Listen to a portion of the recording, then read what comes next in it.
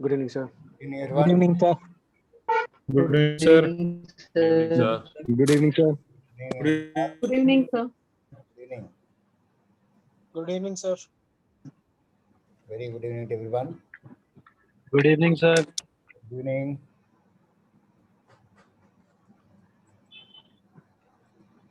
Yeah, good evening, Good sir. evening, sir. Good evening, sir.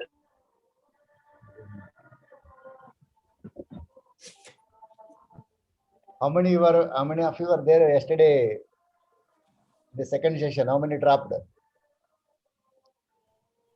I was there, sir. You were I was there, sir. I was 50%. there. 50% were dropped. We were there. Very good. No, I was not there. I was was there. not well.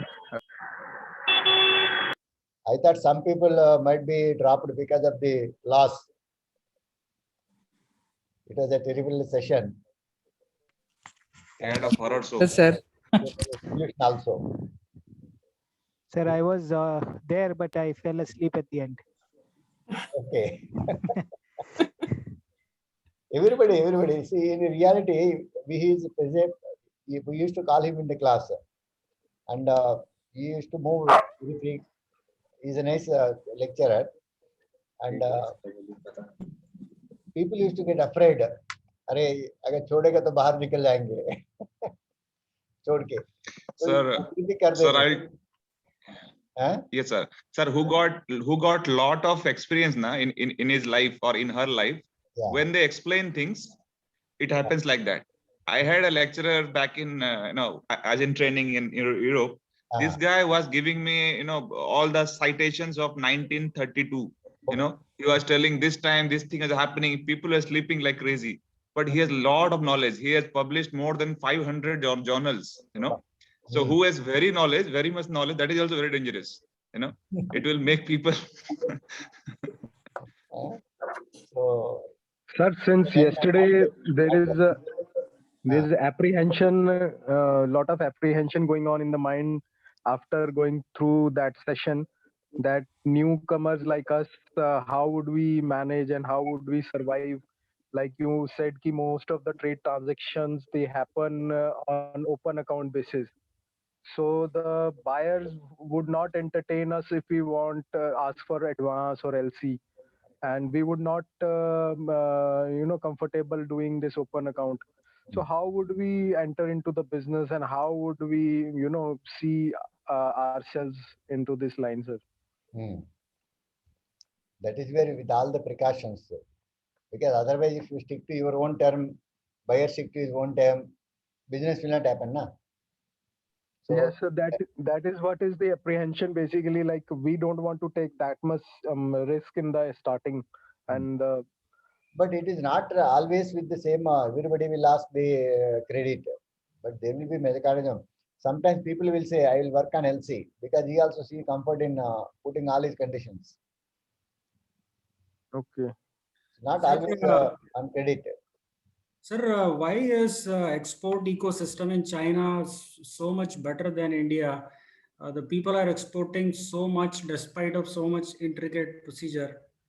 What is the difference between China and India in terms of export?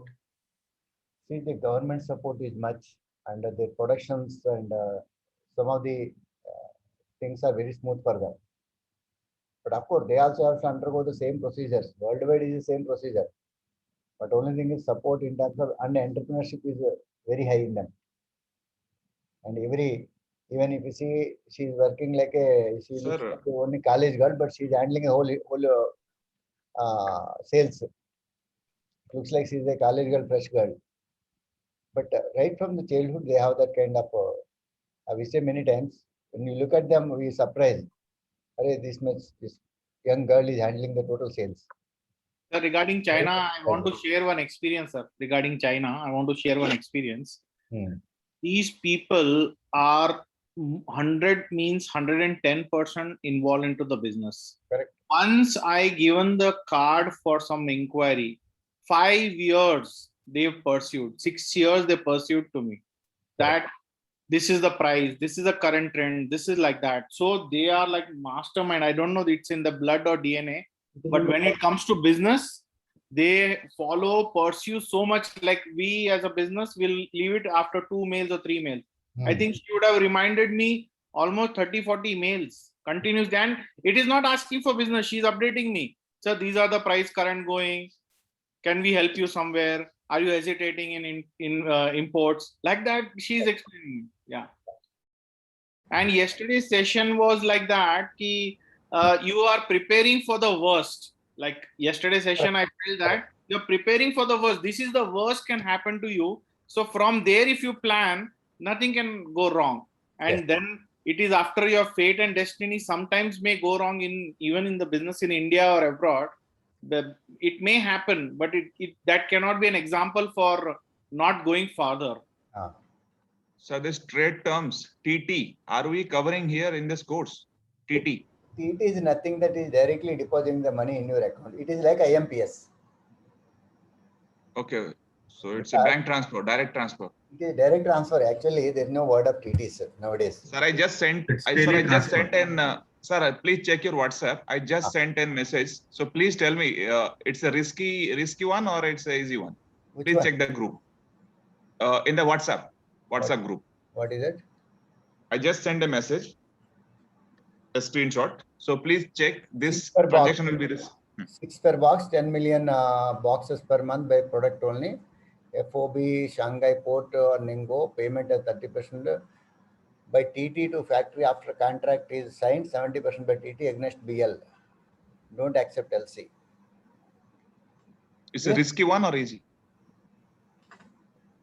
If you say risky, it is risky. But even I am doing this. Even I am doing the same things. You are exporting this? No, other items also 100%. Not only this one, we are doing 100%. Okay. 100%. Sir, are there any standard sales contract we can get it signed from the buyers from outside India? What is that? Or e-copies? Some standard sales contract which we can amend accordingly to our sale or product, and we can get it a e-copy signature. Yes, you from can. A buyer. You can. Now, can you name one or two? We can find it from Google. What is that? Sales contract. Sales contract. Even I have many things. Daily it comes to me. I'll show you. You can forward few in the group only. Sir, I so I cannot want. do that. Okay. No, only sir format. We need the format. We can amend it according to our own organization. 1 minute.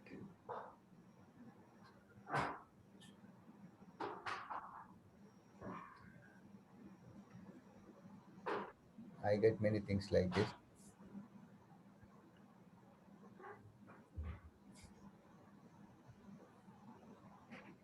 I'll open it later. I'll open and show you.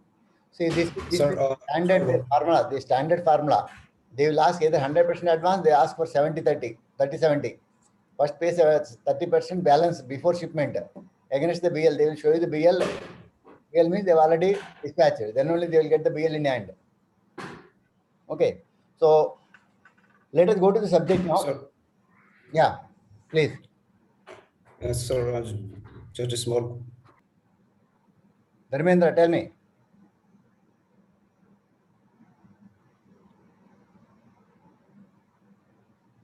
Okay. Sir, one I requested yesterday for giving an overview on this DPDA terms, na sir. DPDA वाला बात करेंगे बाद में. Okay. Let us go to the documentation. Today there are 2 sessions. One, we will talk about what are the documents. Yesterday he was talking about various forms. Mr. Harish was talking about in banking terminology. They were talking about the documents. So who is going to issue this document? What for it is?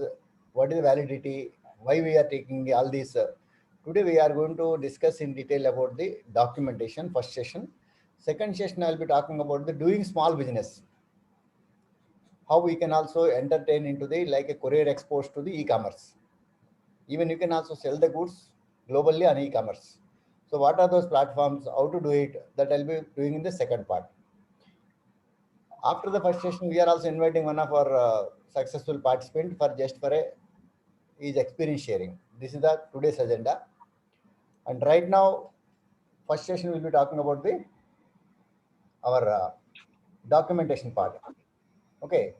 So for this to talk about, we have invited Mr. N. Parthasarathi.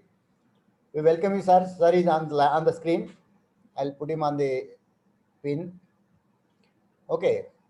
So before handing over the session, I would like to introduce Sri Parthasarathi.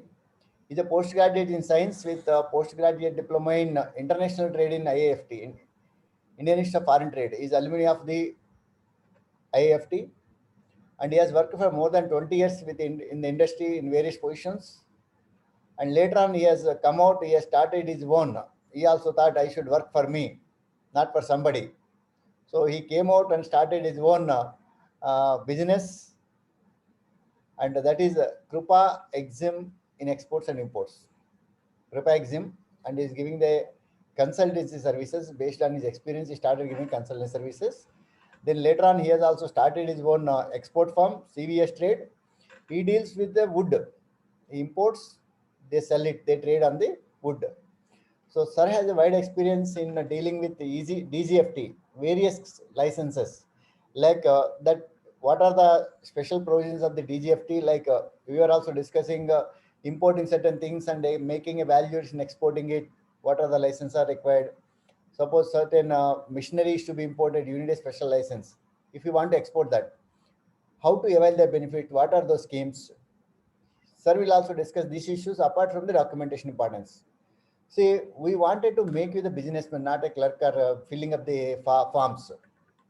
But ultimately, you should know what is the form, what is the importance, who is the issuing authority. That is enough for you. But at the same time, you should have the idea where to get, how to get.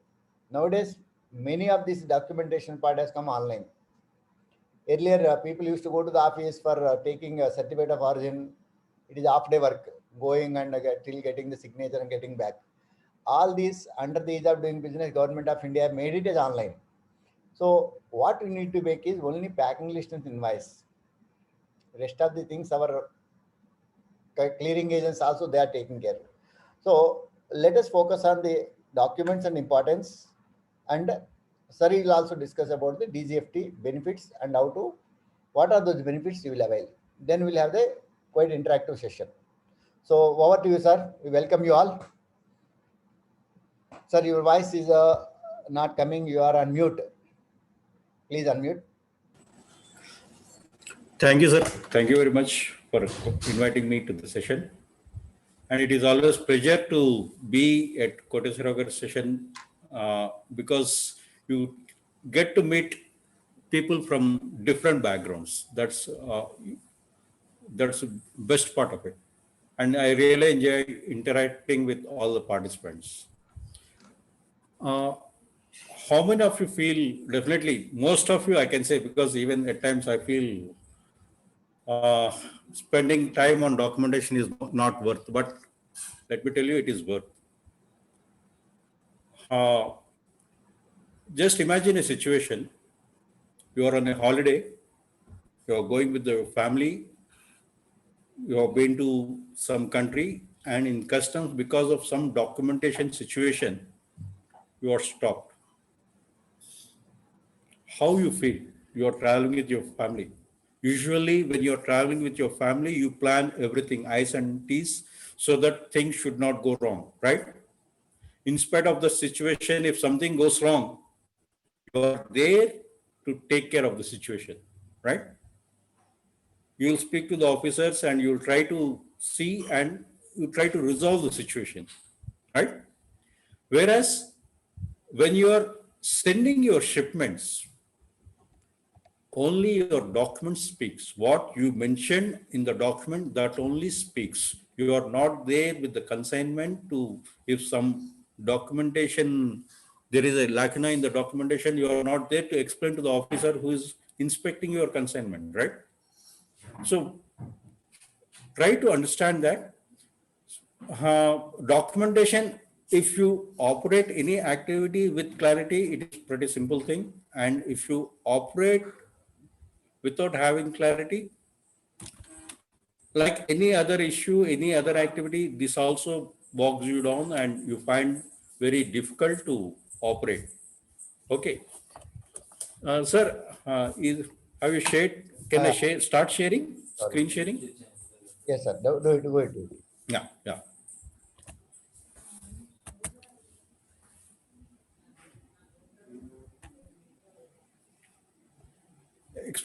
Importance of export documentation.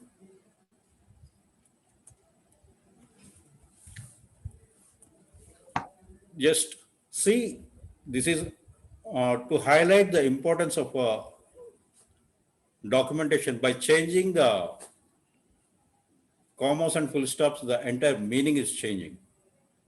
So just to highlight that and to drive the point that the importance of documentation, because when you are in business, the only two documents that you are preparing is your invoice and your packing list. Everything comes out of these two documents only. You would be closing your invoice based on your packing list. So your first document would be your packing list. Then from packing list, you would be freezing your invoice. The value you would be closing basing on the packing list. So if you prepare these two documents meticulously, the remaining documentation is very simple. So because all the other documents you are not preparing, there would be some other agency who would be involved in that, and you would be submitting these two documents and they would be preparing those documents. Let us understand. So these are all various agencies. Just to give you an idea, probably sometimes people feel that as an exporter, do I have to deal with so many agencies? I'll give you a simple example. So if you are going for a driving license, or if you are driving a vehicle, how many agencies, from how many agencies you got the approval? From RTA, he will give you the certification, and then you will have your own license, then pollution check, all this. Like to drive one vehicle, you need 3 to 4 licenses, 3 to 4 documents to carry with you. When you are sending these goods from your place to international market, you need to understand who are all the agencies. This only gives you an idea who are all the agencies. Cargo insurance person, he will extend insurance. ECGC, he will give you the protection for your payment. Port authorities, shipping lines. If you check each and every agency individually, you will understand what it is. Okay. These days, everyone, even I think today's Business Standard also ran a one full page ad saying that ease of doing business in UP has scored second rank in India. So these days, that's a good news for all of us, because the states are competing with each other to improve the trading environment.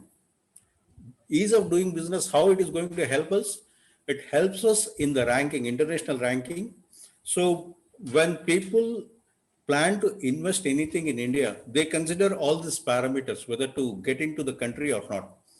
Apart from all other activities, the stability and ease of doing business, they look. This is a pretty old thing, 63. Now, I think 2019. Yeah, this is the latest. Our position is 63. Earlier, we were in triple digit figure.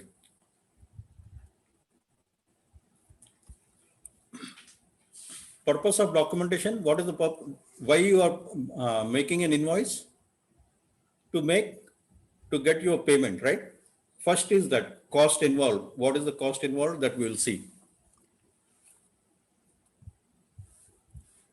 Documentation cost, when especially when we are talking about ease of doing business, the cost involved in whether it is import or it is export, it is about $200. Complete, you would be incurring $200 to complete the documentation. This is the latest figure. On an average, customs authorities worldwide physically inspect only 4 to 8% of the cargo that moves through the boundaries. So the point to highlight that customs officer is not going to open your consignment and verify each and every time. Please keep it in mind for the first shipment. Whenever you do your first shipment, customs will verify your consignment thoroughly, subject to 100% inspection. From second and third time onwards, customs do understand that it's already the shipment has come earlier from that particular IEC code and the company. So they will not bother to do the inspection completely. So the total world merchandise as on date is around $17 trillion. Probably due to COVID, it would have gone down a bit, but more or less it is around $17 trillion. And India contributes about 2% of it. So around $350 to $370 billion. So much of volume when we are doing the shipments, you mean to say that customs will keep verifying each and every shipment? No. And with the ease of doing business, government is handing over the key to the shippers. It is passing the responsibility, like in income tax, even in indirect taxes, and even in this export-import activity, it is shifting the onus, everything on the exporters and importers, and it is you who has to take the responsibility. And customs would be will start only monitoring things, and any thing contrary to what the stipulated guidelines is there, they will come and catch you. Other than that, it is going to so simple that as if you are sending a consignment from Hyderabad to Delhi or Hyderabad to Bombay. It is going to be so simple down the line, maybe under 2-3 years down the line, these things are going to happen. So again, when things are being simplified, the documentation, especially when things became online, the importance of documentation became much more important, because a small error in the spelling may put your documentation on hold. So you need to understand that. How customs authorities controls the merchandise? Through documentation. Documentation facilitates the movement of freight, transfer of title, insurance, processing of payment, customs clearance. The same invoice and packing list, the other documents keeps adding to the same invoice and packing list. Customs clearance and import documentation are gone by laws and vary from country to country. This you need to have an understanding. Whenever you are doing a shipment, you check with your buyer whether the buyer has got a clarity of the requirement that he needs at his end. Because even if you are interacting with a fresher like you, even the importer is also a fresher. He may not be aware of the local customs duties and customs laws. So that may create a situation for you, because you are also a budding exporter and he is also a budding importer. And if he does not know what is the situation at his end, that time you may expect some surprises. These things do happen even for the seasoned people. So where to look at in such type of situations, you can check with your clearing agents. See, this is what is my requirement. And you can also check with your importer saying that your buyer, yes, just check with your clearing agent, what are the documents that are required. So you would be in a better position to prepare and comply them.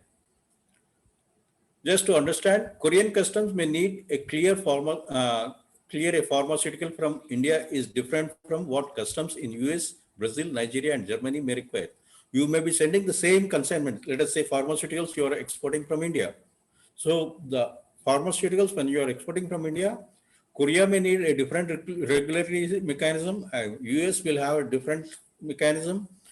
Nigeria may have a totally different policy and procedures. So you need to understand which market you are exporting, what is your product, and basing on the product, especially if you are dealing with products, edible items, whether it's pharmaceutical or food products, you need to operate with more clarity.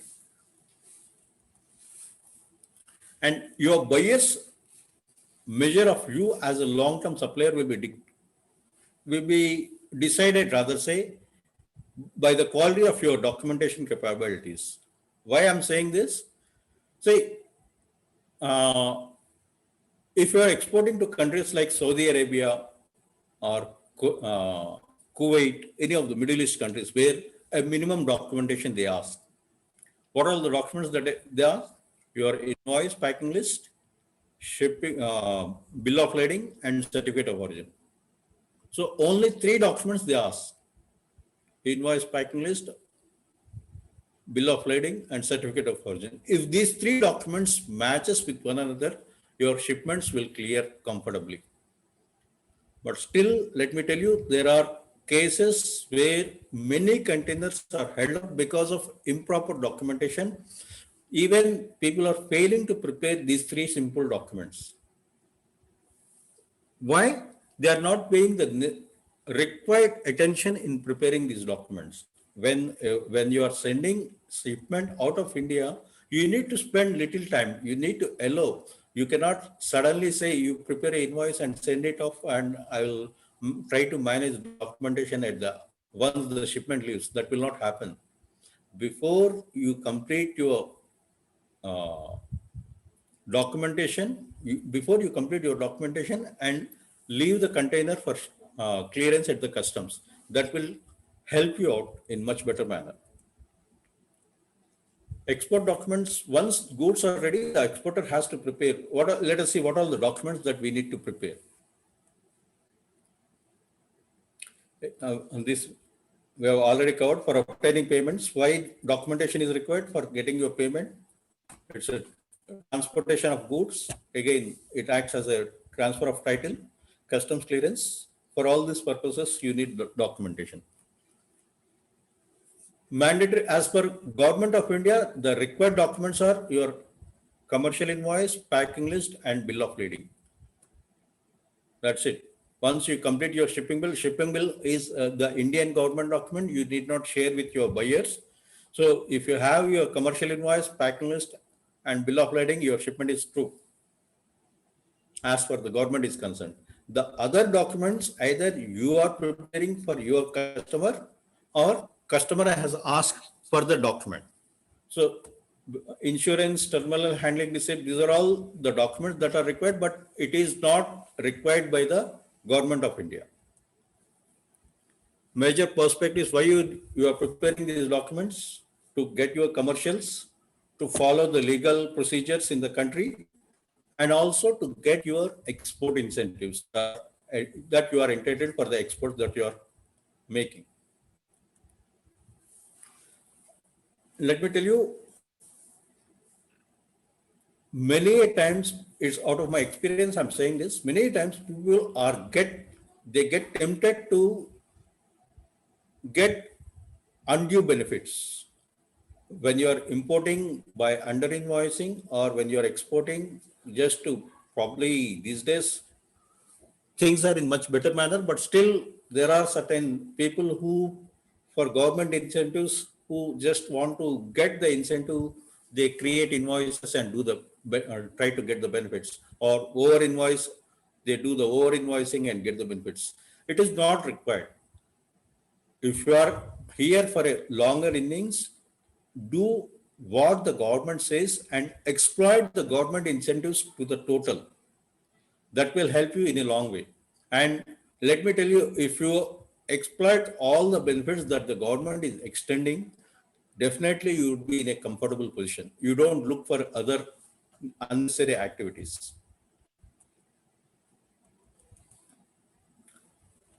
Probably someone might be, among you might be looking for imports also. So this is for them. See, when you are exporting, the customs document is shipping bill, and when you are importing, the customs document is bill of entry. Okay. The rest of the documents for exports, it is your responsibility to prepare the invoice, pack list, and other documents and to submit to the customs, so that your customs agent will prepare the shipping bill and offer the consignment for passing through the customs. When you are importing, you will be receiving invoice, pack list, and bill of lading from your supplier, and you submit these documents, and your customs agent will prepare bill of entry and customs clear. Okay. And for foreign exchange control form, that is for making the payment to your buyer. This is what I have mentioned. Your commercial invoice, shipping bill is only for customs clearance. If you have commercial invoice, automatically commercial invoice and packing list, if you bring these two to the customs agent will create the shipping bill. And once shipping bill is created and passed from the customs, your bill of lading will be raised and you can clear the consignment. Same is the case when you are importing, bill of lading or airway bill, invoice, pack list, and bill of entry. You submit this invoice, pack list, and airway bill to the customs, and customs agent will prepare the bill of entry, and you will get the, of course, you will be paying the customs duties and all, and bill of entry. These days, even the customs has stopped issuing the shipping bills and bill of entries. You have to log into the IceGate and download your shipping bills and bill of entries. Everything is becoming online. As Koteswara said, everything is going online, and if you sit in your office, you can prepare your documentation and complete it. Probably you need not have a person. Again, if any MSME companies are there, to hire a person for documentation might not be possible. So if you have a little patience and clarity, you can prepare your invoices sitting in your office and submit to the customs, and you can monitor how the customs clearance is happening. And why you would be taking the assistance of freight forwarders, documentation is, you're not well versed with the documentation. So government understands, and that is the reason it issues the license to operate as a customs house agents. And freight forwarders and customs house agents, they go hand in hand, and they help you out in clearing your documentation. And whenever you're doing shipment for the first time, try to mention each and every step, what you're doing, and that will help you once the shipment gets completed. And if you go through that record, it will give you a clarity of your operation, what all you did, any shortfalls, if any situation that popped up, how you address that situation, everything would be there on that document. So basing on that, you can create your own SOP, because you will be operating a different product. And if you're a trader, you may be having 3-4 products. And if you're a manufacturer, your product again comes with different set of guidelines and all. So you need to understand that, and based on that, more or less the export procedure remains same. Only thing, the product specific, what you need to understand, that you have to check.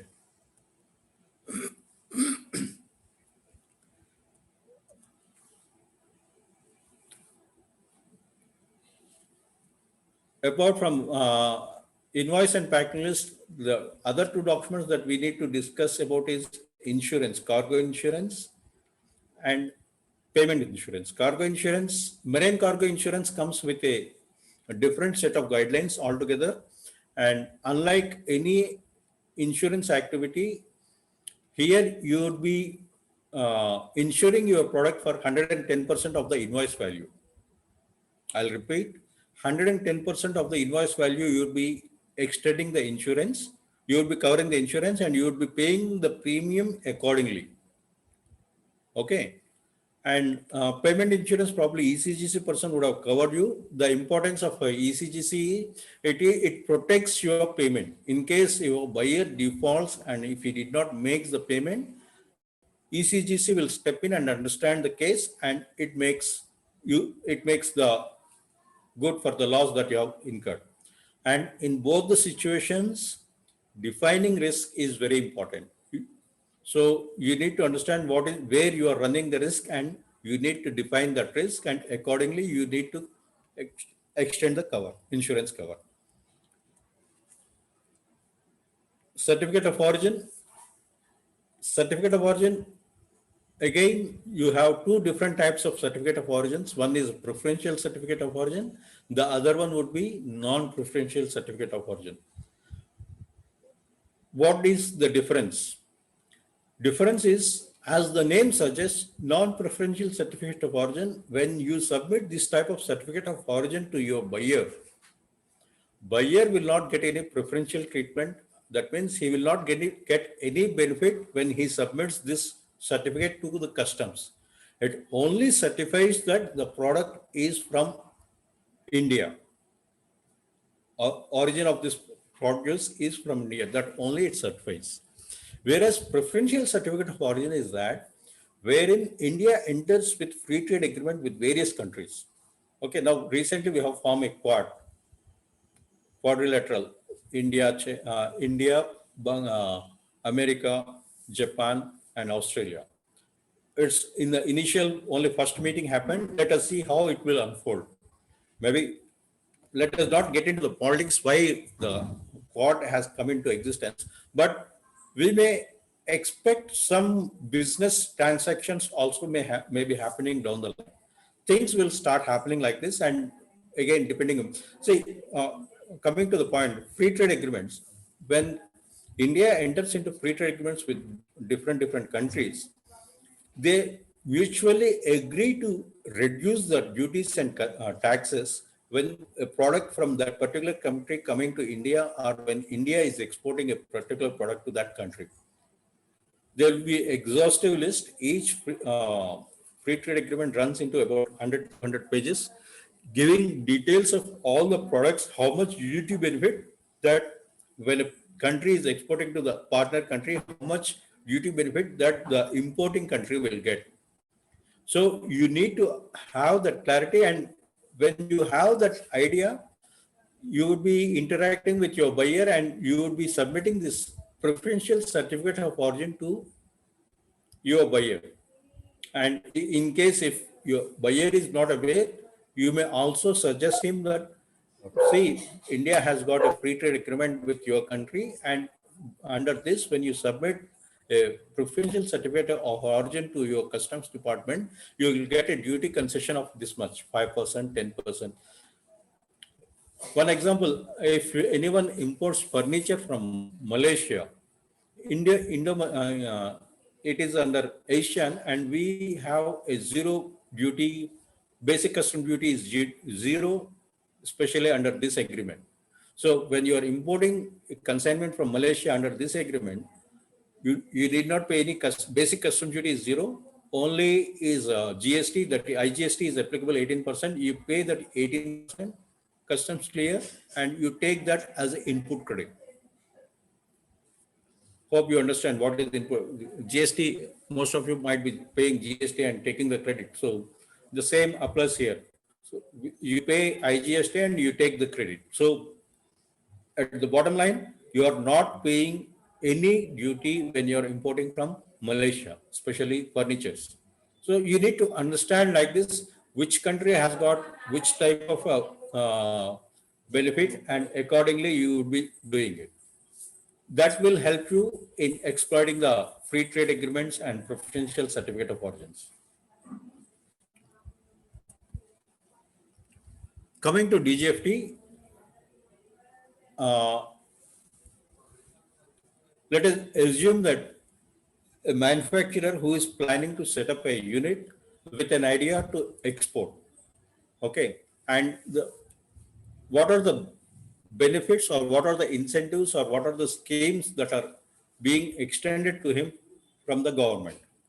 Government issues licenses. First, it issues import-export code, right? So after that, what are the benefits that you have? When you as an exporter plans to set up, or rather say you as a manufacturer with an intention to export, or with a planning to export, government allows you to import capital goods without payment of duty. Okay, so I repeat, government permits you to import duty without payment of duty. You are entitled to import. So let us assume that you are importing a capital goods worth of 1 crore. how much duty you would be paying? More or less, you check it out, it would be around 30%. In some cases, it would be more than 30%, but majority of the products falls under this category. So 30% means if 1 crore capital goods, if you are importing, you pay around 30 lakhs to the customs. Maybe you get your IGST, but as a manufacturer, when you are planning to set up your unit, when you take even though you take a credit, when will you able to use that? Only after completion of installation of your machinery, and once you start making production and supply to the local market, right? Till that time, the fund is blocked. So under EPCG, you can import capital goods without payment of duty. Totally, it comes free. The only condition would be you have to export 6 times of the duty saved in a period of 6 years. Government is giving you sufficient time. In a period of 6 years, you have to export 6 times of the duty saved. Suppose your duty saved is 30 lakhs. 6 times of the duty saved is 1.8 crores. 1.8 crores worth of finished product manufactured out of the capital goods that you have imported in a period of 6 years. It is not that difficult. Only thing you need to plan and complete the export obligation. Once you complete your export obligation, whatever the bank guarantees that you have executed would be redeemed and you are free. You can do either you can continuously export or you can supply. No one will question you. But if you don't export, at the end of 6 years, you have to pay duty with interest. Getting my point? Now you have imported and you have your capital goods at your place, at your unit, and your installation completed and you're ready for production. So what you need raw material, right? To complete the, to make your finished product. So Government of India gives you another license, which is advance authorization. Under advance authorization, you can import inputs that are required for your finished product. You can import all the inputs or you can import only the major inputs that you are importing. Suppose your product has got 4 inputs, A, B, C, D, and A, B covers 80% of the product and CD you are procuring locally. So you need not opt for the local products CD, and you can only opt for only A, B, 1, 2 products, and remaining you can declare that you are procuring it locally and you need not opt for the license for that particular product. Like that, under advanced license, under advanced authorization, government also factors into it the wastage that may take place in the production.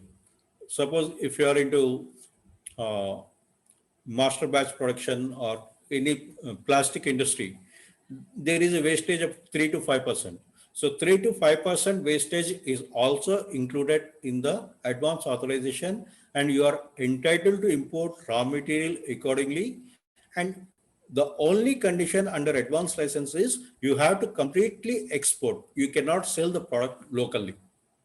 Under EPCG, you are importing only capital goods, so you can install the capital goods in your factory and supply locally and also export. You need to plan for export in a period of 6 years. You have to complete the export obligation.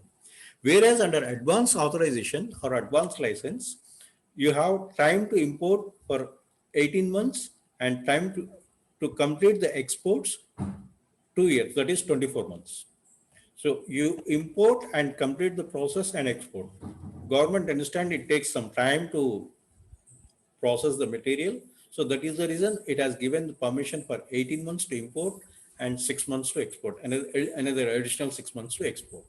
So in 24 months, you need to complete your export obligation and submit all the documents to the department showing that you have completed the exports and you have imported and you completed the exports as per the input output ratio. And let me tell you, even this EPCG and advanced authorization has become online. Now you have to submit these applications also online. It is in the transition phase. Probably from 1st of April, everything goes smooth. And we are also expecting the new foreign trade policy on 1st of April. We will be discussing all the queries once I complete I'm completing the presentation in next 5 minutes. Free sale certificate. This is for those people who are exporting this health supplement. These are due to COVID, you may call it due to COVID situation, or even otherwise people's awareness about health has gone up and people are looking for alternatives, and instead of taking synthetic tablets, they are looking for herbal supplements, phytonutrients and herbal supplements. And these products, they will not fall under drugs and pharmaceuticals. They are categorized separately.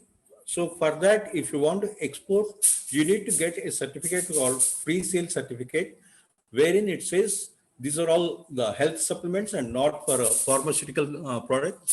And you would be getting a certificate from the DGFT. This certificate countersigned by the list of products that you are exporting. And the DGFT also countersigns that annexure. And when you submit that free sale certificate and annexure, countries will agree to import into their country.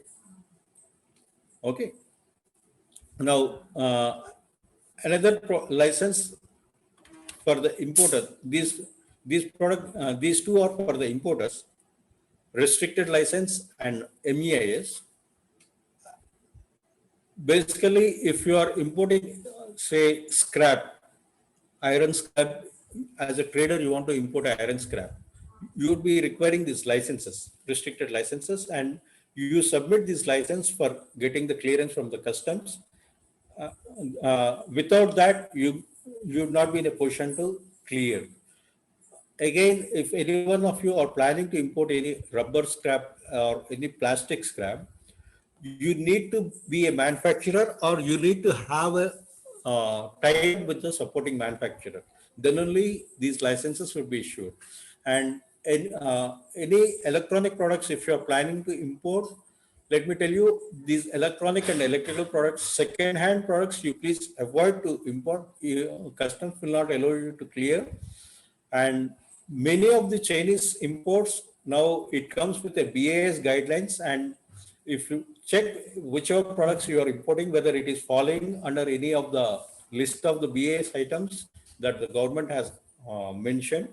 If that is the case, you need to get the BIS certification for that product, and then only you are entitled to import, or else the customs will stop after you bringing in the consignment. Now, MEIS license is not there now. Now, it is there till 31st of December. That means last 31st December 2020, government withdraw this scheme from 1st of January 2021, and a new scheme have been announced that is called RODTEP. Still, guidelines are not there. Many bit of gray area. Probably we are expecting the clarity by 1st of April. With this, I conclude my presentation, and anything more clarity, we will be discussing that in the session now. Thank you. Okay, thank you, sir. Many participants have already raised hands. Okay, so what we'll do is we'll take the one-on-one. Yeah. Bharati. Yes, sir. Sir, I have a question about this advanced authorization. So it is about importing raw materials, right? So let's say you're planning to build a product and you're planning to export it, and you have 4 raw materials that you need for building a product, and you are importing all those. So this is about the duty waiver for that. Okay. Right. All right. Right. Okay. Okay. I just want to make my understanding clear. All right. Thank you, sir. Yeah. It is not just, I said off the cuff, I said four inputs. It could be 3 inputs, or it all depends upon the product. Yes, sir. I understand. Thank you. Thank you. Siddharth, So in this case, one more. So if you are not able to source the raw materials locally, we may go for importing. That's the Yes, case. yes. All right. Okay. Yes. Thank you. Yes, Siddharth. Siddharth Agarwal. Good evening, sir. Basically, we are putting down a formaldehyde plant and we are manufacturing Penta as well. For that, methanol will be required to import. Is it a restricted item? You said, like when you are importing stuff, you need to do 100% export if you are doing advance authorization. Yes. So can it be, it will like whatever raw material we are procuring, that can be supplied as 100% export, though the plant will be running with, like additional, like there will be other products as well, like refined products as well. No, you mean to say you want to import ethanol and again export the ethanol as such? I did not. No, sir, we would be importing methanol. We will make formaldehyde, and from formaldehyde we'll be making some formaldehyde will be getting sold, and Penta. Penta is a specialized product used in petroleum industries and all. Okay. Okay. So whatever raw material we are procuring, for that we do 100% export. But what remaining product we are doing, we can do indigenous sales as well. Yeah, you see, it would be like this. If your product, whatever the product that you're mentioning, if for that the standard input output norms are fixed, you need to check. If the standard input output norms are checked, you are allowed to import material accordingly. I do not know how much methanol you need for the say for making 1 liter of the product. I don't know. So with that calculation, if the standard input output norms are fixed, so you would be getting the permission accordingly, or else you can also submit the application under no norms case, giving the details, and accordingly they will finalize. And whatever the products that you are exporting, they would be asking what are the products that you are exporting, and you are asking for the remaining additional products. Can you sell it in the domestic market or not? Right? Yes, sir. Yeah, you can sell the product domestically as a byproduct, and if there is a scope for the export, you can also export that product also. You need to mention that to the department. Okay, sir. Thank you so much, sir. Savio. Yeah, good evening, sir. Regarding this advance authorization, is it allowed in case of for price competitiveness when you import some material, or only due to non-availability of certain material the domestic market? Are you permitted to go out? No, you are permitted to go out. There is no restriction. If you find you end can product source to it make it competitively. competitive. Okay. Yeah, you can, international product. You can find a person to get the product competitively.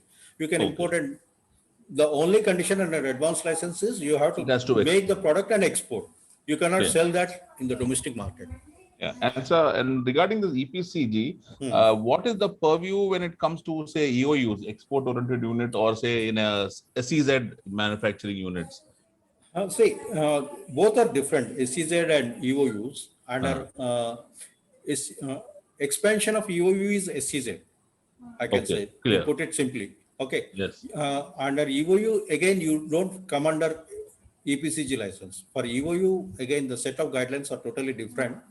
And you would be importing all the products without payment of duty, but with the condition that everything is being exported. Exported. Okay.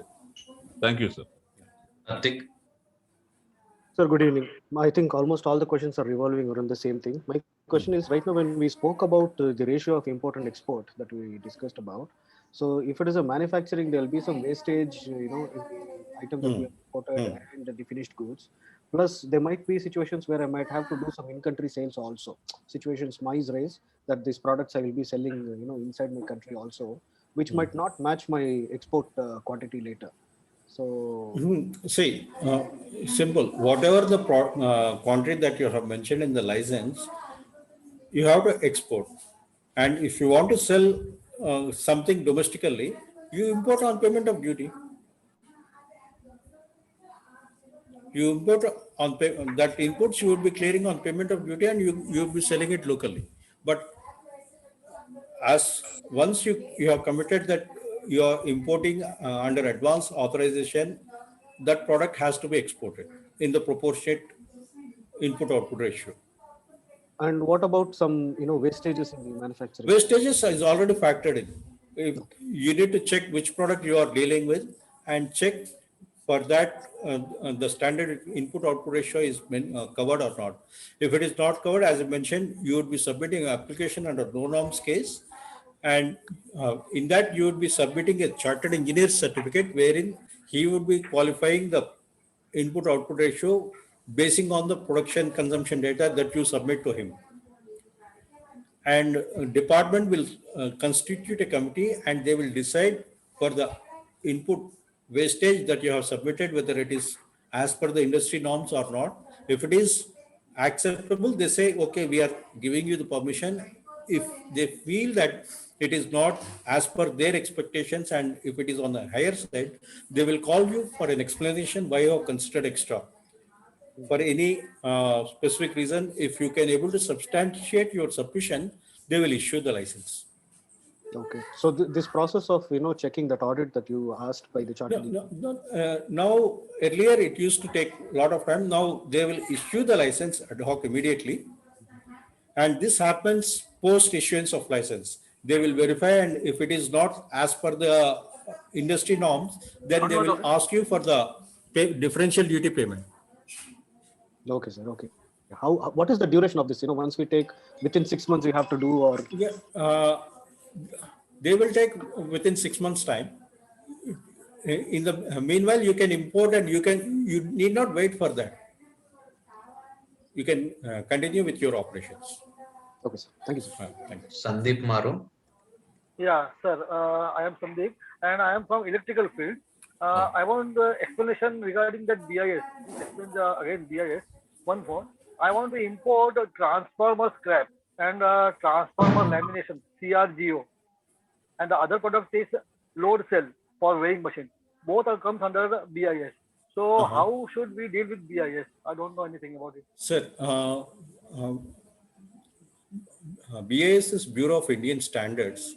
Okay, it has given a list of items, almost 100, 150 or more than that, 150 plus products are there, wherein when you are importing, you need to get the permissions. And if you are importing electrical scrap, again, what you are going to do with that? That is very important, because these days, e-waste is becoming another big headache for the country. So yeah, my concern is we are remanufacturing the transformers from that. Okay, what would be the lifespan for that? Yeah, his life will be 10 to 15 years, sir. Yeah, then government may agree for the condition. Again, there would be you will be required to get permission from MOE, Ministry of Environmental and Forest. Okay. You will be submitting an application to them, and they will give you the permission. You are entitled. You are free to import. So, in between, you also check with the BIS. Okay. So one more thing, sir. One more thing. In BIS, in the transformer lamination, there are 10 to 15 items. So each and every time I have to get the BIS from the body. If that see, you said you are importing second-hand user items, right? That is one thing, and other is CRGO lamination, prime lamination. Prime laminations. So, is it used only in the electrical industry or any other industries? Yeah. Lamination? No, in the electrical industry. Just first check whether it calls for a BIS certification or not. Then you. It is there.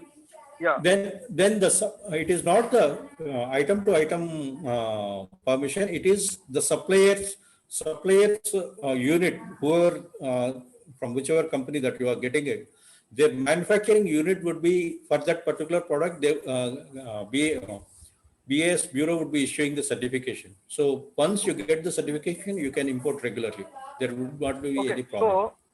So lamination is 0.2 mm, 0.25 mm, 0.27 mm, and 3 mm. For those all the items. Yeah, you need to get the permission. That you check because maybe it is the same product with the difference of thickness and all. Then you need to check with the department. Okay. Okay, sir. Thank you, sir. Reddy. Hello, sir. While importing edible oil, what are the main documents that we need to focus on? Edible oil. Let's say refined sunflower oil. you need to have FSSAI certification. FSSAI certification is the basic thing, and I think that is one sufficient. Okay. Yeah. They will be like inspecting and giving clearance. Yes. Yes, they will be. Obviously, because you would not be getting one container, two container. Oil is a volume business, and definitely they will verify the details, and from which there are many big players. Once it reaches to port, FSSAI will dry a sample, test it, then only they will leave it. Okay, thank you. Paras Bhatia. Hello. Hello. Good evening, sir. Yeah, good evening. Sir, I have learned from the sir about importing, about exporting. They have asked us, they tell us about the documents, invoices, and everything. But I am a wristwatch dealer, and I have known many importers that are importing the components of our watches, which are not and all none of them are paying custom duty, because I have visited China 2 years back. The price was offered me in that China and the price I have received in the India, there is no much difference, and there is 20% custom duty in our product. So the people importing in our industry are not paying custom duty at all. How they are importing like this? We really want to learn that. Sir, let me. As per the government norms, if they are, I don't think they are importing as per the government norms. Yes. 100% sure they are not doing as per the government norms, but the thing is happening from last 25 to 30 years. We are watching. I am very much new in this industry, and I am unable to compete with them due to the very low pricing. Because if I start importing from the China and pay 20% custom duty to that product, that there is not even 10% of margin in that product, then how can I compete with them? So I really want to know if there is any scope to reduce my custom duty and compete with them guys, or how to import Hey, it. yeah, let me tell you, a guy who is evading 20% duty, how can you compete with him? Yes, obviously, sir. So I really want to know if there is any other chance where the duty can be No, reduced. only thing is you have to escalate the information to the respective authorities and say, see, I am trying to play systematically in the market and this is what is happening, what you guys are doing. Sir, no one tells me. I have asked so many, how did you do this? How the pricing is so less?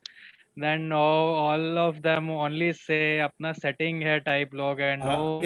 Simple, they are doing smuggling. They are doing smuggling. And in smuggling, everything is possible. So, sir, help us in that case. What to do in this? So at No, least see, we can. let me tell you, I'll give you an example. See, sometime back, people, this started happening somewhere in 2000, early 2000. Lot of Chinese furniture imports started happening because that's the time, boom time for the IT and all. Everybody was going to China and bringing the furniture under invoicing and bringing it. The actual invoice was $100 and they're pricing it as $1 and bringing in. Everything was happening at that time. So there are few people who are, regular players. They approached government of India and said, see, the same product I imported and paid duty, and for me it costs X price. And whereas these guys are selling it X minus 10%, X minus 20%, which is the duty that I'm paying. They submitted the report and subsequently government changed the policy of valuation of that particular product. Furnitures, whenever you are importing now, they do with the weight, not by the value. So I do understand your concern. You check with probably Koteswara might help you, or else these are the items where you need to understand how much import, what is the size of your industry, how much import is coming in, of that, how much is the duty amount that is involved. that you need to prepare a report and submit to from whichever place you are. You approach the nearest Chamber of Commerce and FIEO and you talk to those guys. Probably you may get solution. The market is really huge, but Okay, give me- according to your Give me suggestions, the I HS think code they number, we'll must see. do Okay, good investment. we'll go to next. Give me the HS code number, we'll see. 9102. No, later on. Let us proceed with the next. You text him. Yeah, text him. Okay. Next one, Hussein. Yeah, good evening, sir. Good evening. I had a question regarding the free sale certificate. That is something that only manufacturers can get, or even traders for import and Even export traders both? can get these days. Now, they are also giving permission for traders. Only thing you need to have your FSSA certification. Okay. And And is it, I'm talking about something specific, which is like the government has not yet, done a proper legalization. It's in the gray area. It's called hemp oil, which is CBD oil. So I wanted to understand about if I want to export or import that, what do I need to do? Because it's something very, it's in a very gray area right now. What is hemp? I did not get. So it's something, it's an oil which is extracted from weed plant. Which weed? So it's cannabis plant. That's so what it's I used for medicinal purpose as well. And see. yeah. These days, even the international discussions are happening. I think you need to get the local narcotics department permissions for that. That is a sensitive. And even the internationally, they are planning to remove cannabis from the restricted item, prohibited item, and they are planning to open up that. Probably you just keep check, and you need to interact with the respective authorities for getting the permissions. First is narcotics. Narcotics, you need to get the permission from them. You submit them that you would be doing the export of the product, which has got a huge demand. You submit all the data. Probably they'll give you the permission. Okay, because there are some players who are already doing it in India. Like they're also manufacturing, plus they're importing as well, exporting as well. So yeah. So when already presidency is there, then definitely you'll get the permission. If you have any precedents, you can do that based on that. Give me the HS code number, I'll tell you whether it is going or not. Okay, I'll send it in chat separately. Okay. Okay. Next, Ranjit. Sir, actually, I'm planning to import Vanaspati from Sri Lanka. It comes under free trade, sir. So, GGFT license has some validate period to apply for a license, sir. Or anytime we can, in a year, anytime we can apply for the license. See, these Vanaspatis and all government controlled items, and you need to check whether it comes under any quota system or not. If there is a quota system, you again, governments for some time, for some products, quota is available readily every time, but for some products, quota is available only at a particular time. Okay. So you need to check and make an application accordingly. So where should I make the application, sir? To the DGFT.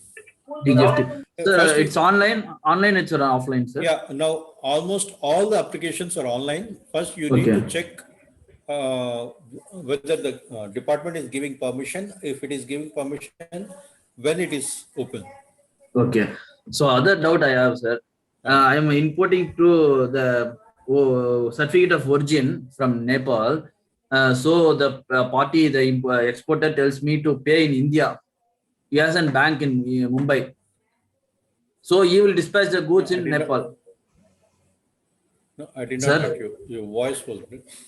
Your query was not clear. Again, sir, I'm importing to India from Nepal.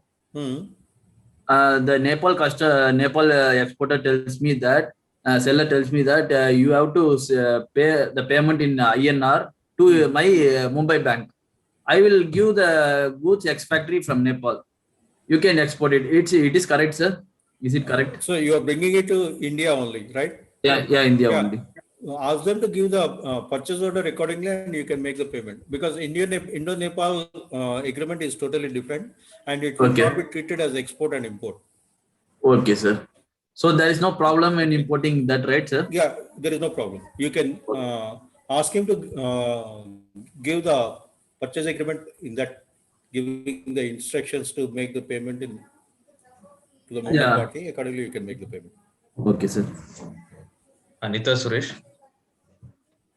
Sir, my question is, nutrition supplements you spoke about exporting.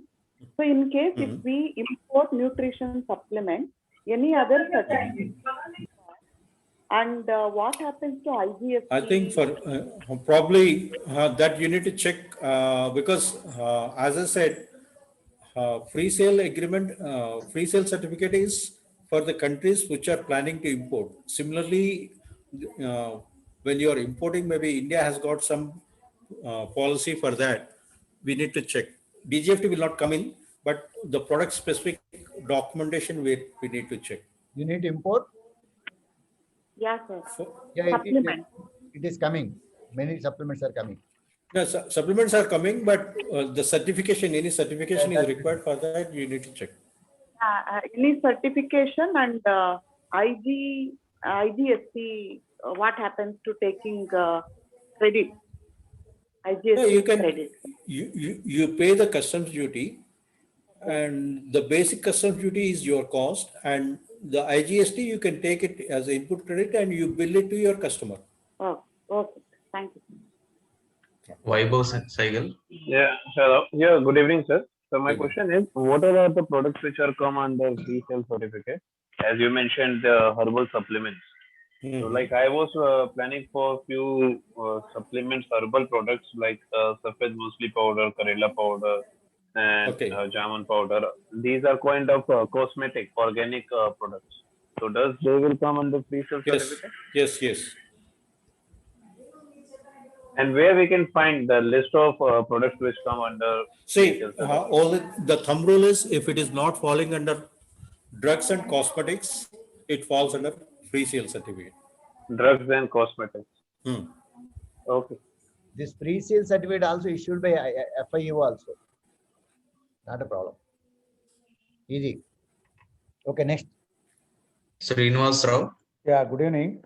My question is, sir, I am going to manufacture a product wherein only one product in that will be imported and other three products will be locally purchased and manufactured. So how that import-export ratio will be considered? So you want to import only one input. Yeah. The other items you are procuring locally. Yeah. Right. Yeah. So how many inputs are there? 4, 3? Yeah, 4. 4. Okay. The percentage of your imported input is 30% or 40%. How much it is? Maybe around 30%. 30%. So you would be accounting it for the 1 unit, say 1 kg of your finished product. 30% is the item that you are importing in. Okay. The remaining 70% is the remaining 3-4 items which you are procuring locally. Okay. So you would be giving an input-output ratio accordingly. Okay. Output will be considered only based on the 30%, is it? Yeah. There is a standard input-output norms for that. How much we are putting, including wastage. For making of 1 unit of product, what are the inputs that you need and at what ratio? Okay. That you would be accounting it. Okay. Thank you. Ajiyas Ahmad. Hello, good evening, sir. So I'm actually planning to import these medical equipments like scanning machines and all. Okay. So where do I search that these do not fall under the restricted things, and what all? Simple. If it is a second-hand equipment that you are planning to bring in. Yes, sir. I understood. If you are planning to bring in a second-hand equipment, you need to check the life period that it has got. It should have a minimum of 15 years life period. Okay. Certified by a chartered accountant, and you need permission from MOEF, Ministry of Environment and Forest, saying that these equipments after coming to India and using it for 1 or 2 years should not end up as a scrap. Okay, you say 15 years in total means at least you should have 2 more years left too. Pardon? You say that if the lifespan is 15 years, I should import it somewhere on the 13th year so that there are 2 more years left to it. No. After importing, it should have a minimum of 15 years life validity. Okay, done. From the date, after you importing into India, it should have 15 years validity. The lifespan should be 15 years. Okay, but the electronic products do not have necessarily. Depends on the usage. How do you calculate 15 years? That is what. See, okay. When you are importing in, after 1 year, if it becomes a scrap, it's a e-waste for the country. True. That is the reason government came with all these restrictions. So the board you said, sir, what is that environmental board which I have to check with? MOEF. MOEF. Okay, sir, thank you. Gaurav. Last, Gaurav.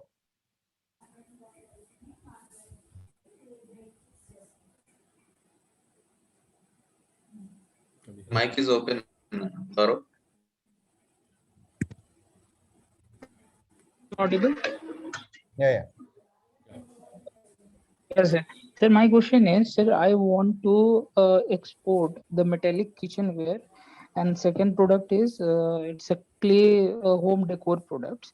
So, sir, I want to know first thing that what are the documents required? Is there any other specific document required for this? And second, sir, what are the problems that I might face during the custom clearance for clay products? Because as we know, it's a weak product. A few things, there is a chance that it will break and something like that. So is it good to sir, export this, or there is some risk associated with it? See, I don't say any risk as far as the product is concerned. You need to pack it accordingly. You check the type of packing that your product requires. Wherever you are, you check whether Indian Institute of Packaging, where is the nearest office that you have. You approach them and check them and tell them that the product that you have, and you take advice from them how to pack it properly, and that should not be a problem, and you can do the shipment. And as far as the problems that you may see anything, if you have all the documents with you from where you are procuring your product and where you have the invoice and all, usually customs will not send you much. Those days were gone where they used to trouble the people. Anytime if you go and approach the department with information, they will help you out. Very rarely these days, those type of officers are very rare commodity who are troubling the exporters and importers. And sir, the documents. Yes. A point of caution: if the officer feels that exporter is not having the sufficient knowledge, then there is a possibility to take you for a ride. So this is where you need to have your good clearing agent. CHA, his services will help you out. Okay, sir. And the documents. You are free. You said you are planning for kitchen equipment. I think kitchen equipment comes with a particular grade of steel that you need to check. Okay. Are you the manufacturer or you are procuring from someone? No, sir, I'm not manufacturer. So you need to understand the type of steel, whether the person is, because in India, again, it is a different case. Still, there are not so many monitoring agencies to take care of all these things. But when you are exporting and when you are supplying to international market, you need to have these things clear. Okay, sir. So I talked to a manufacturer about this. So he informed me that that we are already exporting these products. Yeah. But not obviously they are not covering all the countries. So he said there will be no problem if you are exporting this. Okay. So probably they will be giving a good product. And sir, one question is that is there any other specific documents required, or what are the documents? See, these products, you need to have your registration with the Export Promotion Council. That is sufficient, and most of the time, please keep it in mind that the documentation required would be based on the country that you are exporting and based on your buyer's requirement. Okay, sir. Okay, because more or less the remaining documents are same. Any Okay. specific product specific documentation you need to check with your buyer. Okay, Jose. Okay, sir. Thank you, sir. Hi, sir. My doubt is regarding the same the Gaurav asked. It's about the packaging. The packaging, it's depends on our customers' requirement, or it depends on the government policy or something like. Which product you are planning to deal with? FMCG, like spices and oils, edible oils, such products. See, every product will come with its own inherent type of packing that you need to plan. Okay. If it is a spices, again, it should not leak. There should not be, the pouch should be proper. And if it is oil, again, which type of bottle you are planning? Is it a glass bottle or a tins? How these things you need to plan. And transportation. It depends between you and your buyer. Government will not specify anything. This Institute of Packaging, it only recommends the type of packing that you should opt. That will help you in moving your product from point A to point B. And one more thing, and the documents, about the documents, sometimes the buyers will request us for the documents. Yeah. So we only need to ready the only documents whatever buyers ask, or we have to check whether something else we have to do it. See, as far as documentation is concerned, you first and foremost is Indian government, what type of documents that you need to submit to the department for customs clearance. Okay. Right. The second is your buyer. What are the documents that he's asking at his end? Is it for his customs clearance or anything else that you need to understand and submit the documents accordingly? So we have to check the both sides. Check, both sides. Okay. Indian government asks you for your, if you are not a manufacturer, it will ask you for the purchase invoice and your packing details, your invoice details, and your details. That's it. And rest of the all document will be handled by CHN. We don't take the rest all things rather than packing list and. See, when you see your purchase order, you would be having purchase order. Right? And if it is an advance payment, you will have the advance payment receipt. Okay. And invoice and packing list, you would be preparing it, right? Okay. These 3-4 documents you will submit to the customs. Okay. With these customs, your CHA will prepare your shipping bill. Okay. Right. Okay. So. Okay. Thank you. Right, sir. Thank you very much for your session. Just I would like to show one of the import documents, just for your understanding how it looks, so that you will understand. Sir, thank you very much, sir. So you are also have to join the other program. Yeah, I'll take leave, sir. Thank you. Thank you, sir. Thanks for your time. Enjoy it. So I'll spend 5-10 minutes with them. Then sure. taking a break. Yeah. Thank you, sir. Thank you, everyone. Thank you all. Yeah. Hope I cleared all the doubts. Yeah, sir. Yeah, thank you. Anything, I'll take it. Now I'm going to show you some of the practical documents now. Right. What sir has explained. Okay. Yeah. Thank you, sir. Thank you very much. Yeah. Thanks. Friends, remain here. I wanted to clarify some of the points which you were discussing.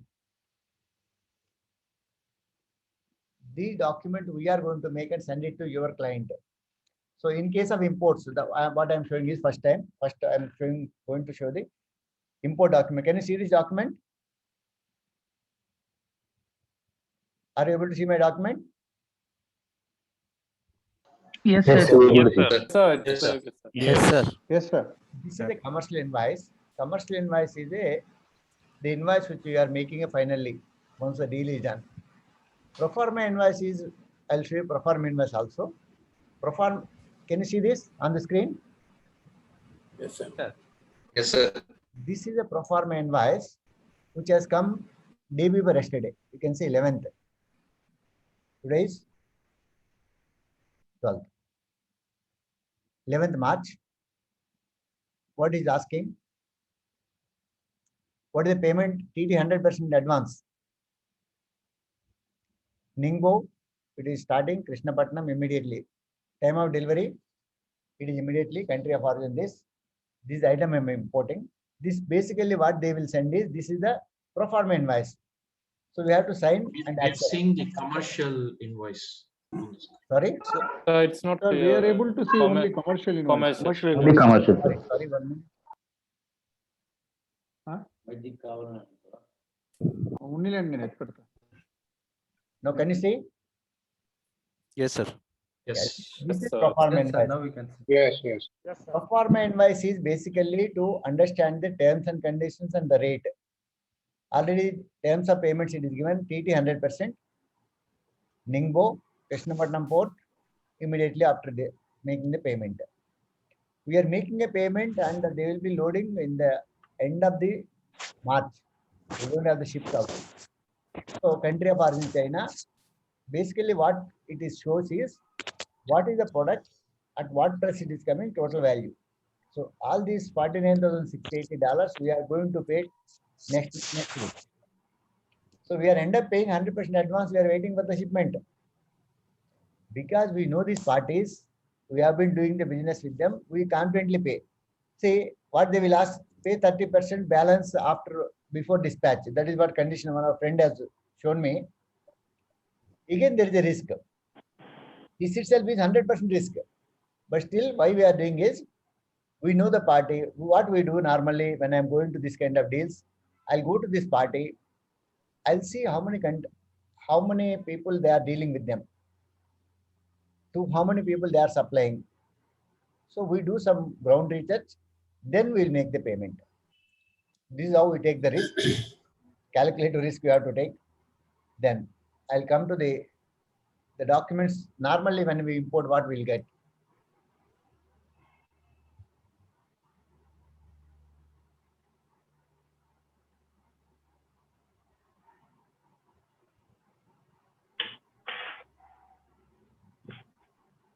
What are you seeing now on the screen? Nothing, sir. Blank, sir.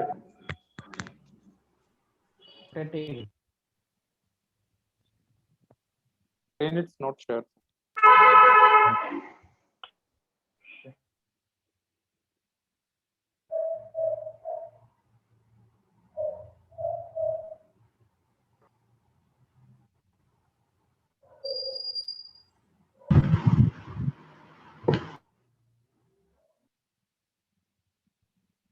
Can you see now? Sir, one question, sir. 1 minute, let me finish this, then I'll come in the flow. This is a commercial invoice. Nowadays, invoice and packing list also can be one document. Government has allowed. These documents can be made as one, but still we are following the same way.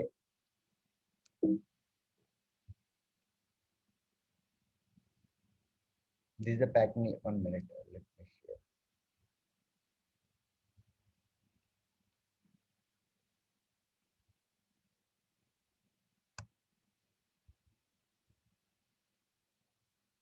Yeah, this is a commercial invoice. This is a packing list. Because whenever you are getting any chemical or something liquid type, they will be asking certificate of analysis. Customs also want the certificate of analysis. What is the product? This is a certificate of analysis, 2 pages. Then this is a bill of lading. Bill of lading is a receipt given by the liner. Liner, what they will give is, this is the shipment we have taken on board. So they will give the acknowledgement that they have taken our containers on the ship. Bill of lading. This we will get only when the goods are loaded on the ship. This is the bill of lading. Then all the documents we are going to give to our client. This our shipping agent will, custom agent will bring and give you. This is one certificate, freight certificate. Now, this is very important. As I told you, there is a special certificate. Normally, the certificate of origin is, it shows that it is made in China, but you can see Asia Pacific Trade Agreement, APTA. We call it as simply as Sir, APTA. we are unable to see the certificate. No, it was visible. It was visible, sir. Visible, It was visible. visible, sir. Are you able to see APTA? Now it is. Yeah, we can see. Yes, sir. We can see. It's visible. This is Asia Pacific Trade Agreement. This is the certificate. Normally, whenever you are having agreements, I told you I got a 50% of the duty concession based on this only. If you are doing anything like this, other country people will ask you, I need a special certificate of this origin. Certificate of origin, special certificate of origin. That is one. And this is going to be the insurance copy. This also you will be, sorry.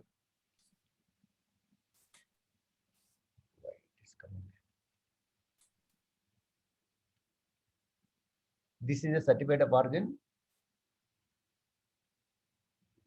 This is insurance copy, cargo transport insurance copy. These document we are going to give it to the party, but all this you don't send it directly. As we have seen in the papers, don't send it directly. All these available in your study material.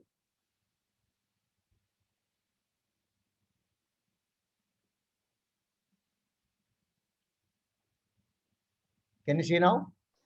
Sir, when will they ask for this, sir? At the time of placing order or No. See, at the country time of origin? After dispatching, you have to send all these documents. Even at the time of custom clearance, you have to make all these and give it to them. See, I'll tell you. So do we get that time to get these certificates and all? So do we have to keep in advance? No, see, first thing, I'll tell you the flow. Whenever you're selling the goods, we'll make invoice, na? When will you make invoice? Once the goods are ready, before it is taken to your customs for dispatch, your shipping agent will ask you, custom agent, madam, give me these documents, that you have to give it in advance, 3-4 days in advance. What you will ask, invoice, this is a copy, it is from your study material I am accessing, and they will ask you one more copy, madam, packing list also. It's all, both you have to make it. Okay. Then once you give it, then one more certificate also required, certificate of origin. That either you can take it online nowadays or they can also apply for us. There are other certificates also required if it is a non-hazardous. If you are dealing with any chemicals, they will ask the non-hazardous. These are the forms done away with, statutory declaration form, and the bill of exchange is only when you are selling on a credit sale. Bill of exchange is, yesterday we have discussed about bill of exchange. All these forms they have done away with. You need not submit all these forms. Once you give it, based on this, you will file the shipping bill. That my goods are coming, madam goods are coming, that he will make a entry into the customs portal. Then he will send you the checklist. Madam, this is the final I made the everything in the system. Please check it. Name, ship, your product description, all this you have to say okay, then they will go ahead. Then they will pick up the goods from your end. Apart from this, there are other certificates. If it is agro, the special certificate are required based on the product. They need a phytosanitary certificate. Okay, this is one. These documents are mentioned here. Are you able to see this? Yes, sir. Yes. Fourth day documentation part, you will be getting all this. And Many of them are video. sorry. Many of them are videos, sir. I mean, Fourth day there is one transport. okay. There is transport assistance. What we are talking about transport assistance. Na? You run this video, you will get the Okay, sir. which are the countries where you are going to get the benefit. Okay. Before I start the session, Okay. somebody is asking about, sir, give me the idea of the DA, DP, and LCs. Na? Do you want me to cover 5 minutes before we break? Yes, sir. Yesterday. Yes, sir. Yes, sir. Yes, sir. Yes, sir.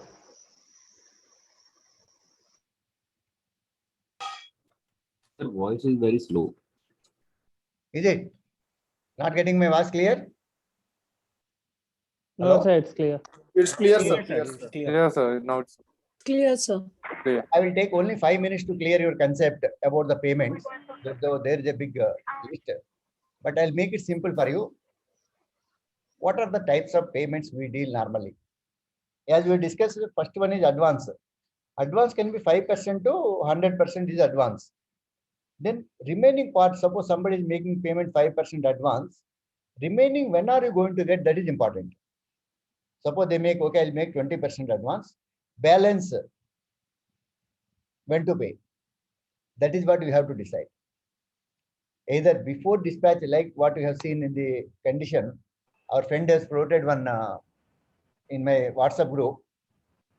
It was showing 30% with order. You can also write like this. Payment condition may 30% is the advance, 70% against the BL. Against the BL means once you dispatch the goods, then we are showing him, I have already dispatched, make the payment. Then I will send the original to you. This can be one option. Or if your product is something unique, you can also demand for 100% payment like what I am paying now. What I have shown you, that is your option. This is one thing. Then documentary collection, let us divide documentary collections. In this, your documents are traveling to other country, buyer's bank, and money is coming to your bank in a simple language. Your documents are traveling to buyer's bank. Buyer bank is releasing the money based on your conditions. The condition number 1. Your buyer may say, are you seeing my screen? Yes, sir. Yes, sir. Yes, sir. Yes, No, sir. no. Yes, sir. Yes. In this condition, it is like your documents are going to their bank. Once you are dispatched, don't send the document to your client. Give it to the bank for collection. This bank, our ICICI bank, will send the document to the buyer bank with a note to collect the money to back to you to your account. I'm giving a layman language. So your documents are going. What are the document buyer needs to get the shipment?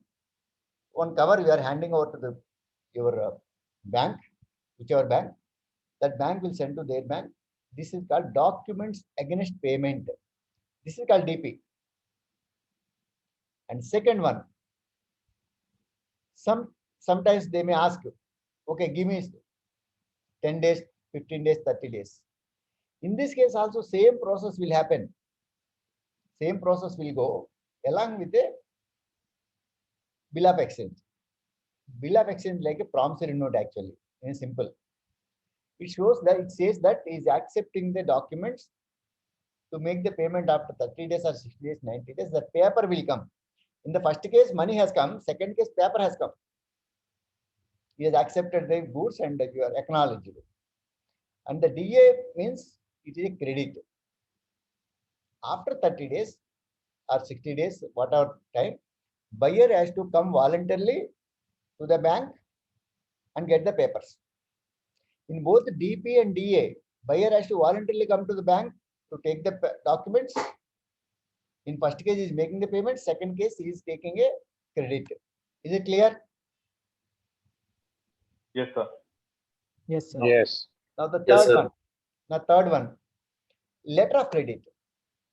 Letter of credit is one of the safe mode. I will tell you how it works.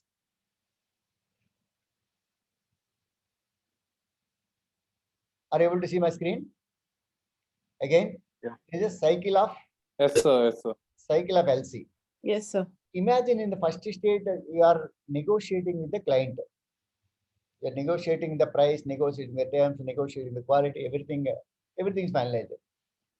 Then finally he will say, okay, please send me your pro forma invoice. Imagine he has to open an LC. You both of you have agreed for working on LC. Buyer is ready to issue the LC. You also accept the LC, letter of credit. In the first stage, what buyer will demand is, please send me the pro forma invoice. Like what I have received pro forma invoice with a condition to make 100% advance. How can I make an advance unless we have the proof that invoice from the supplier? Similarly, buyer needs an invoice to go to the pro forma invoice, that is dummy invoice of the final copy. With this, he will go to the bank. This is the buyer or applicant, LC applicant. Buyer will go to the bank along with money, deposit 110% of the money. Because LC can be issued like a draft. If you go to the bank and ask for draft, will they give? You deposit the money or give the check or ask them to credit from their account. Then only they will issue the DD. Similarly, based on this, there is a standard document of the letter of credit, LC I will show you. On that, they will send a letter of credit to our bank. It will come from bank to bank. Then once the bank comes to bank ICICI, then they will, any bank, not only ICICI, any bank, they will inform you directly by your LC has come. Then you are happy. Okay, my LC has come. That means this is only virtual money, not real money. At this level, you are happy. Oh, buyer has invested on us and is waiting for my goods to supply. In this letter of credit, I'll show you later. Conditions will be there. What are the documents to be submitted for getting the money in hand?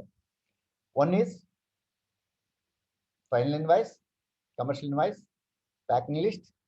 That's what we have discussed. Then certificate of origin, inspection certificate.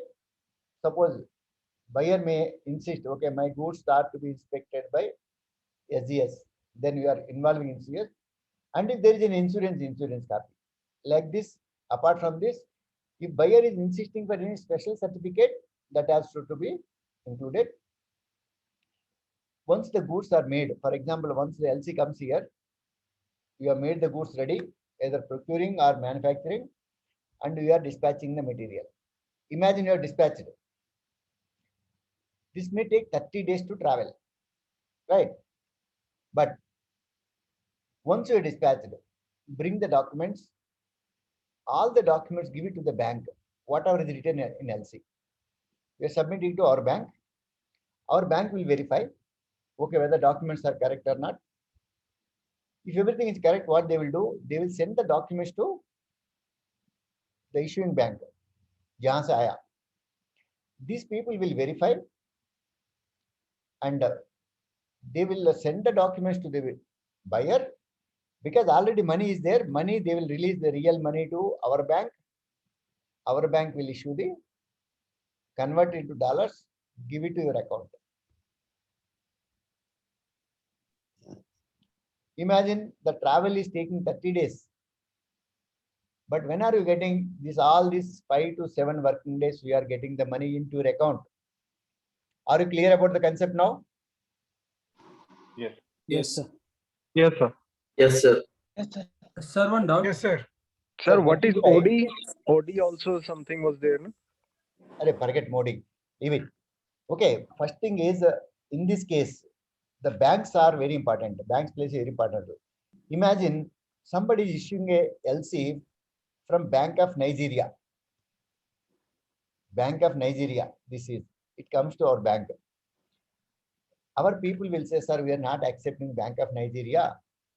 You ask somebody, ask them to use some confirmation. That means, I'm not believing that bank. Ask them to give some guarantee. I'm giving in layman language.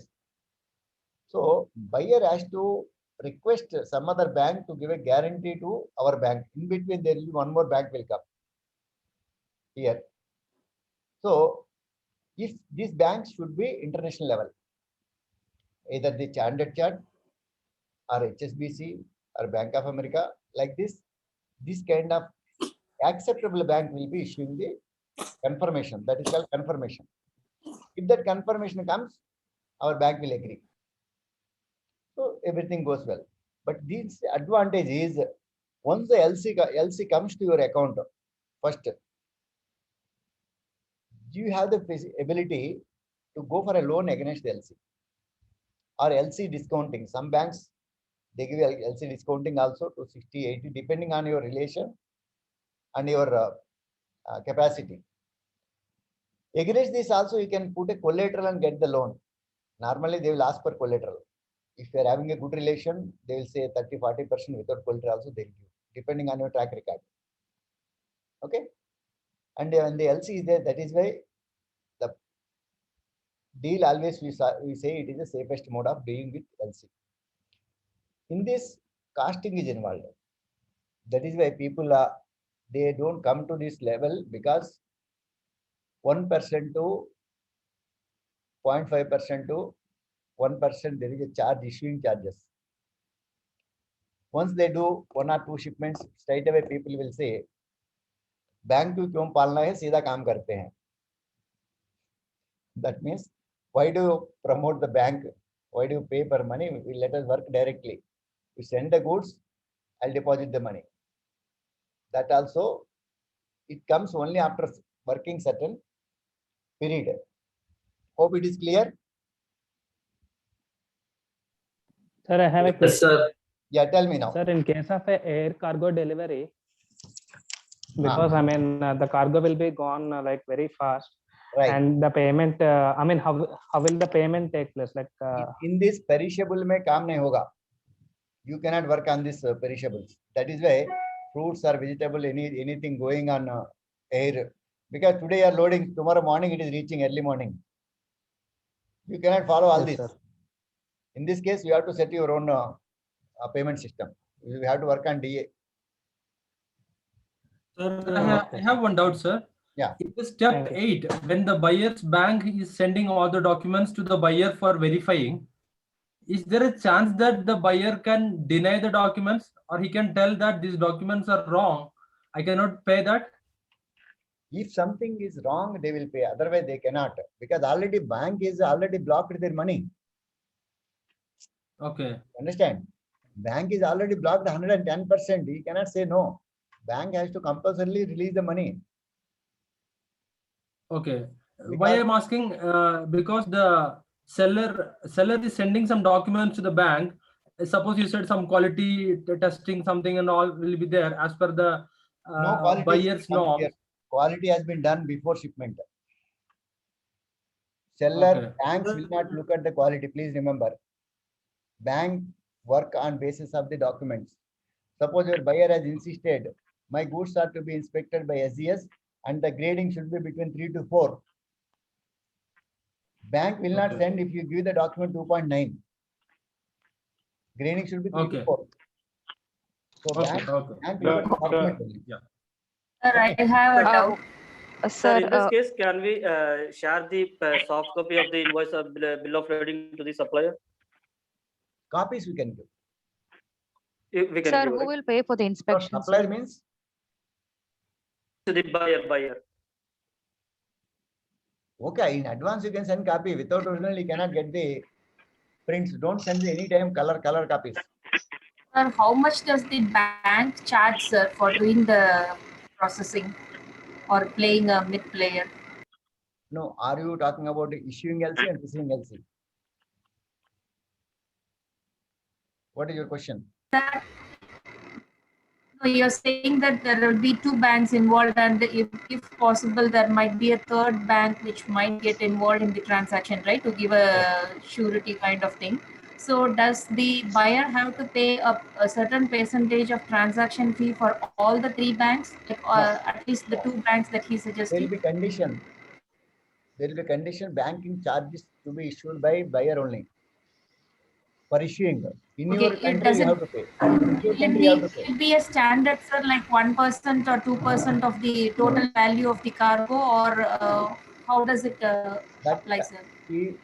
Are you a buyer? Are you a seller?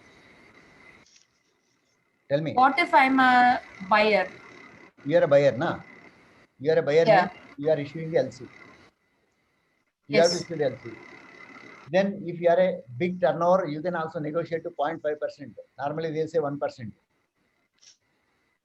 Okay. It all depends on the bank to bank. Some people they Like, say only how- the amount. It all So depends how on about the what reasons? Take a calculation. How about seller, sir? Seller, If you I'm don't a have any- seller, how would They charge nominal charge 2,000 or 3,000. That's all. bank doesn't charge the seller, is it, for doing the No. processing? Because you are getting money in. Okay. They will be charging. Sir, who would pay for the inspection, sir? Listen. Who would pay for the inspection, sir? Seller. Hello, sir. Okay. And the documents are exchanged. Condition will be coming with a goods are to be inspected by SGS at seller's cost. If the condition is like that, they will put seller cost. Okay. Okay. Sir, for what reason do they ask credit, sir? See, already all this we have discussed. Again, I wanted to make you clear because the banking language, some of you basic people have not understood. That is why I made it clear. Again, we are repeating the same because we are losing the time for the next batch, next session. So 9:15 will catch up. Anything I'll take it later. Is it okay? Okay, sir. We'll catch up by 9:20, sir. 9:15. Yes. Just remind about the billing details. Yeah, we have sent you one list. We are going to issue the certificate as well as the invoice in the name of whatever name you are giving it.